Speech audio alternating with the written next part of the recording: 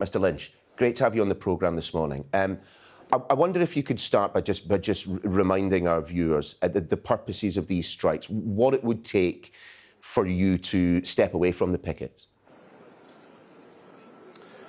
Well, we've still got the issues at the start. The companies, Network Rail and the train operators, want to cut thousands of jobs from our industry, and we think that will have an impact on safety and obviously our members' future. They want to rip up our conditions of service.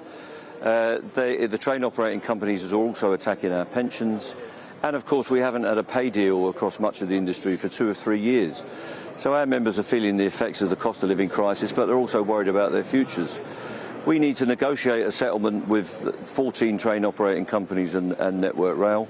We're seeking to do that virtually every day of the week.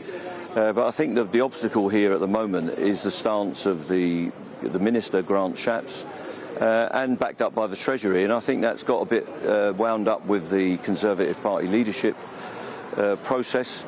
So if we can get the companies negotiating freely without being shackled by the government, we can negotiate a settlement to this dispute and get the railways back to running fully.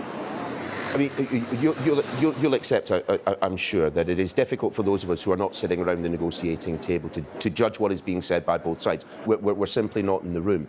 So when the government say that the RMT, on behalf of their members, have rejected an 8% pay rise that wouldn't include compulsory redundancies, I mean, is that true or not? And if it is true, why the rejection? So that is an offer for Network Rail, and it's at half of this dispute. On the train operating companies, we haven't had an offer at all. But it also means that we would have to accept massive changes to our members' working lives that at this time are unpalatable and unacceptable. The offer is also over 3 years. It's not an 8% offer for this year. We didn't get a pay deal last year. It's 4% this year and 4% next year. So it's 8% over 3 years. Inflation yesterday came out, the retail price index, as 12.3%. There are predictions for next year that it could be up to 15%. So what they're asking us to do is accept a gamble that next year our members might receive a quarter of the rate of inflation. And of course this year, when the deal should have been struck, it was 7.1%. So if you add those together, it could have been well over 22%, something in that region. And they're asking us to accept 8%. Yesterday there was a deal done on the bus services in the north at 11.1%. We've had a deal done in the aviation industry of 12 and 13% this week. So they're not offering us anything really. They're offering us a real-term pay cut and a pay cut against the rate of inflation. At this time, that's not acceptable to our people. Sorry to interrupt there, but we're really pushed for time, and I just want to kind of drill down into this particular point. We saw CPI inflation at 10.1% yesterday. The expectation is that will rise to 13% by the end of the year. Who knows what it will do in the first 6 months of next year, but you could say, as a likelihood, it could go even higher. Does that mean that the RMT's negotiating position is directly linked to where inflation might be in the future or where it is now? I mean, if they were to offer you 10% this morning, would you take it? Well, they're not going to offer me 10% this morning, so that's a hypothetical question. But if they were. You do get the point. You do get the point that if we were to accept 4% for this year and 4% for next year, our members would be poorer as a result of that deal. So the reference point that we use is the retail price index. Other people use the consumer's price index. What we've got to do is get a package, and it's not just about pay, it's about jobs. If you haven't got a job, you're not going to get a pay rise anyway. It's about the people's conditions of service, where they want them to work more unsocial hours than we're already working. They want them to change the way they work. And on the train operating companies, which is the majority of railway workers in this country, we haven't got a pay offer at all. And we haven't had one for 3 years. At the same time, they're threatening to close every booking office in this country and take all the guards off the trains. So Grant Shapps said that at the weekend, that he wants a guardless railway service. We can't accept any of that.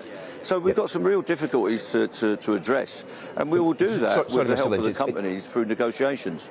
Yeah, apologies for interrupting. We've literally got 2 minutes left in the programme. I do just want to try and squeeze in another couple of questions. I mean, in your mind, how close are we to a general strike? Well, only the TUC can call a general strike. What we're seeing across the country, I addressed a meeting of thousands of people last night. I addressed a massive one in Glasgow on Tuesday. There is a wave of reaction amongst working people to the way they're being treated. People are getting poorer every day of the week. People can't pay their bills. They're getting treated despicably in the workplace. I think there will be generalised and synchronised action. It may not be in the traditional form, but we've seen the post office workers and BT. We've seen bus workers in London out on strike tomorrow and over the weekend. I think there is a massive response coming from working people because they're fed up with the way they're being treated.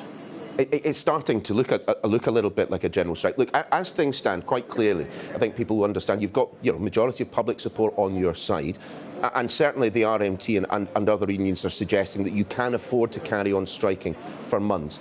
Do you accept, though, with the way inflation is going, there will come a point where when your members can afford you going on strike, the rest of the country can't afford you going on strike? Lower paid workers can't afford you going on strike? Well, nobody can afford to go on strike. They don't want to be on strike. They want a settlement. But they are completely tied into this dispute. I addressed a meeting of thousands of our members last night online, and they are totally committed to the campaign that we've got. They understood the issues when they voted for it, and they're showing on the picket lines that they're completely committed to the cause. We will keep going until we get a negotiated settlement, and our members will decide whether it's acceptable or not. Mick Lynch, we're just literally about to go into the commercial break, so I thank you for squeezing that answer in. We'll speak again.